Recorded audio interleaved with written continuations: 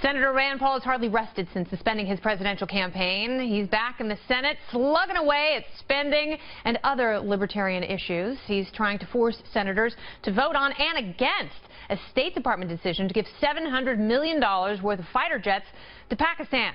We'll get to that in just a bit. But first, I'd like to ask the senator a little bit about 2016. Kentucky Senator Rand Paul joins me now. Welcome back, Senator. Hey, Kennedy. Thanks for having me. We have missed your face. Certainly, the race misses you desperately. There's no one keeping an eye on civil liberties and spending, so we don't have to talk about the free-for-all, but I wanted to get that off my chest. Are you ready to endorse anyone yet? You know, I think I'm going to stay out of it. I kind of said my piece. I had a few objections with many of the different candidates, but I think I've stated my case pretty well. Some of the things I've said, others have now restated and co-opted, such as that regime change in the Middle East hasn't made us safer, has actually made the area of the Middle East more chaotic and less stable and made us less safe. So I think we won some battles, but I'll continue to plug away about the things I believe, but it'll just be in a different venue in the U.S. Senate. All right, you are a champion of many libertarian ideals, and therefore liberty-minded voters, Republican and otherwise, certainly look to you. Would you ever endorse outside of the party? You know, I'm going to stay out of the race. I've said that I will endorse a nominee, and I think that's the best thing in the sense that, you know, when I ran for office, I ran against an establishment Republican, but when I won, we both agreed that whoever lost would endorse the other because that's how the party's then strong enough to beat the Democrats in close races. And so I'm going to support the nominee.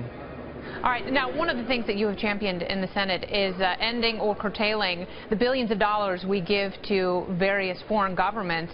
And now we're hearing about a transfer of F-16 fighter jets to the tune of $700 million to Pakistan. And you have found an obscure procedural rule that allows you to call a vote on it. Tell me about what's going on in your neck of the woods. You know, in the 1970s, we passed an Arms Control Act, and it allows any senator, one senator can object to an arms sale, and it requires a vote. So I will get a vote in the Senate on my objection to the sale of arms to Pakistan. There's several reasons why I object to selling more arms to Pakistan. One, they already have 70 F-16s to begin with. Two, they've been supporters of the Taliban in Afghanistan.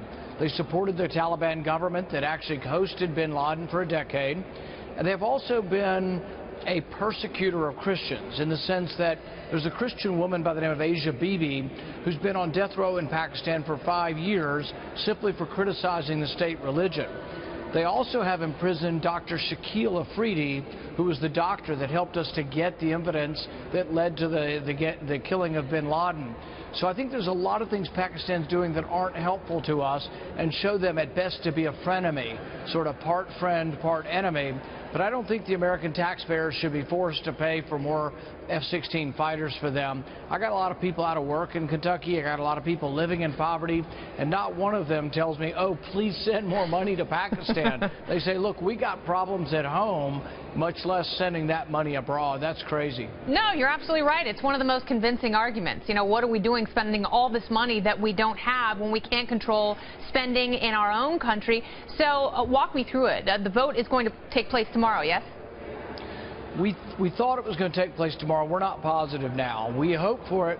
The law says they have to give it to me this week or next week. Our hope was for this week. We'll see, but the law is very clear that I have to get the vote. It's a privileged motion, meaning that no objection can stop it. That's unusual in the Senate. Usually it's the opposite. One person objects and you don't get your vote. This is one that they cannot object to me having the vote. We're going to put the senators on the spot, and they're going to have to decide what's more important, the problems they have at home in their state or some fictitious problem or made-up problem in Pakistan. Yeah. Who's worse, Pakistan or Iran? I think there's actually in many ways more danger with Pakistan because they have nuclear weapons.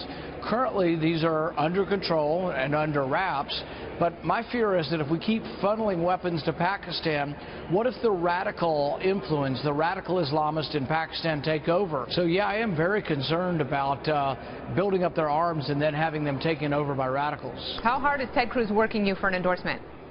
You know, I'm going to stay out of the presidential race. I said my piece. I really am going to continue to state my piece as far as what I'm for and trying to be a leader in the liberty movement.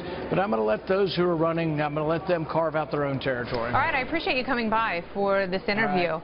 And good luck with everything in the Senate and certainly your race in Kentucky. And thanks again. Thank you.